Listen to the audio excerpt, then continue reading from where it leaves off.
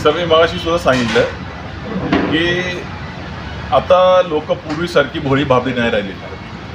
लोकांमध्ये जागरूकता आलेली आहे आणि लोकांनाही कळते की केवळ स्वार्थासाठी काही लोक कशी वेळोवेळी पक्ष बदलत आहेत, नेते बदलत आहेत, निष्ठा बदलत आहेत आणि मग अशा लोकांबरोबर लोक राहणार नाही याची मला खात्री आहे.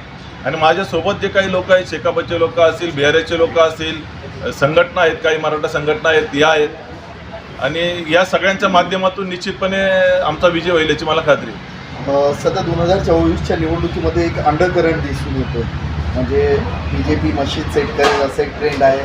दुसरं विरोधक त्यांच्या मध्ये नामशेष झालेला अशा प्रकारचं एक वातावरण आहे. जो अंडरकरंट आहे मावळातला तो तुमच्या पाठीशी राहील का? निश्चितपणे मावळामधून आम्ही खूप मोठ्या फरकाने पुढे निघू इतर दोन्ही उमेदवारांपेक्षा, याची मला अगदी खात्री आहे. 10 दिवसात पुढच्या आपल्याकडे जवळपास 10-11 दिवस राहिले. ह्या 10 दिवसामध्ये फॉरवर्ड ब्लॉकचा करिश्मा दिसेल. फॉरवर्ड ब्लॉक मोठ्या प्रमाणात सक्रिय होईल मतदारसंघ. फॉरवर्ड ब्लॉक अंडरकरंट अगदी सक्रिय आहे. फक्त आता तुम्हाला जो मीडियाच्या माध्यमातून किंवा इतर माध्यमातून दिसायला पाहिजे, तुम्ही जसं म्हणता जे दिसतं ते विकलं जातं, तर तो प्रकार येणाऱ्या 5-6 दिवसामध्ये कदाचित तुम्हाला उद्यापासूनच दिसेल की फॉरवर्ड ब्लॉक किंवा आमचं सिंह चिन्ह जे आहे ते सगळीकडे हायलाईट होतं.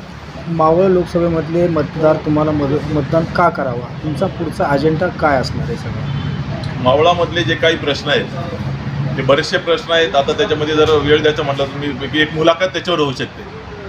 तर या प्रश्नांच्या बाबतीमध्ये आत्तापर्यंत फार मोठ्या प्रमाणात दुर्लक्ष झालेलं आहे. म्हणजे अगदी धरणग्रस्तांचा प्रश्न असेल किंवा रस्त्यांचा प्रश्न असेल, पाण्याचा प्रश्न असेल, विजेचा प्रश्न असेल. आजही शेतकऱ्यांना रात्रभर सुद्धा नाही मिळत, दिवसात तर नाहीच मिळत. आज आपल्या शेजारी तेलंगणासारखं छोटंसं राष्ट्र आहे, तिथं शेतकऱ्यांना 24 तास लाईट आणि पाणी फ्री आहे.